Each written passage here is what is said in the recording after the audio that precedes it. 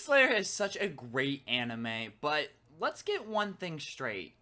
It has its issues. Sure, it has great animation, sure, it has a great story, but there are just some things that just don't make sense in Demon Slayer. One of those things is the burning Nichiren blades. I'm the last Yonko. On this channel, we do quick style anime content, so you guys never have to commit to a 20-minute long video again. We do daily uploads on the weekdays, so if you guys are interested in that type of content, leave a comment down below and drop a sub. Also, you guys seem to love these Demon Slayer videos, so I'll be coming out with more Demon Slayer content for you guys, so if you guys are excited for that, make sure you drop some ideas and give me a thumbs up. Okay, so this video will contain some spoilers from the manga, so if you guys aren't interested in that, make sure you guys watch some of my other videos and come back when you read the manga like a normal human being. In Demon Slayer, there is a technique called the Red Blade or the Burning Blade, depending on your translation. And this is a technique that allows the Demon Slayers with the Demon Slayer mark to transform their blades into red hot blades, dealing extra damage to demons. However, the criteria for unlocking this burning red sword doesn't make any sense in the entire show. We all know that the Demon Slayer's blades are made of a special ore that holds sunlight, correct? So this transformation was, I think, in part trying to say that the blades are actually holding enough sunlight to start burning, and that is what's dealing the extra damage to the demons because, obviously the demons are weak to sunlight. And this makes sense because the technique was first developed by Orochi, and he used sun breathing, so that would allow his blade to turn bright red when using his sun breathing. Tanjiro also accesses this red transformation using his sun breathing, so the criteria would seem to use sun breathing to be able to access this. Well, no, you're wrong. I can understand the first two, and that would be such a cool power-up for the sun breathers. It would make Muzan even more afraid of the people who can use sun breathing, yada yada yada.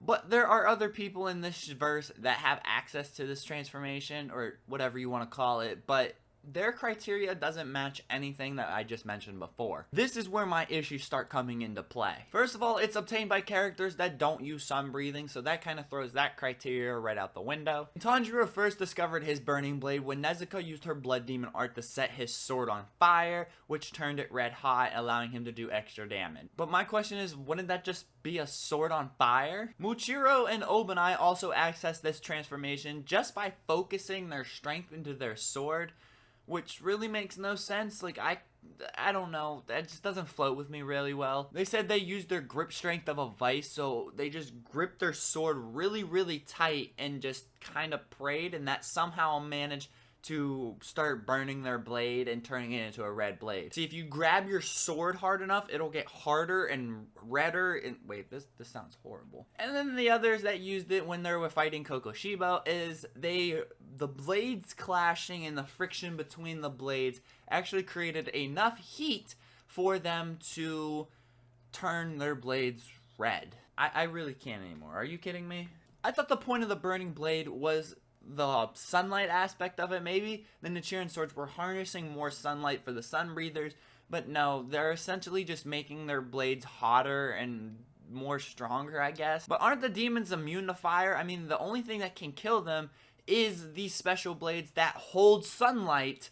That's the only reason they can kill them. Any other sword won't kill them, and obviously sunlight is their main opponent. So why would fire do any more damage than just a regular sword? I think this was a really cool aspect, and this was a really cool power-up, but they kind of just ruined it. I think the problem is that they made the demons a little bit too strong. We all know that the upper rank moons were all stronger than the Hashiras one-on-one fights, except for maybe the top 1 or 2 Hashiras, and they needed some bullshit power to give to the Hashiras to even give them a fighting chance, basically. So apparently all you have to do is dip your sword in some oil, light it on fire, start gripping it and rubbing it really hard, and then you're ready to kill Muzan. So I don't know. You guys let me know down in the comments below if I'm missing anything, or make this more clear to me. But I don't think it makes any sense. This has been The Last Yonko. Peace out.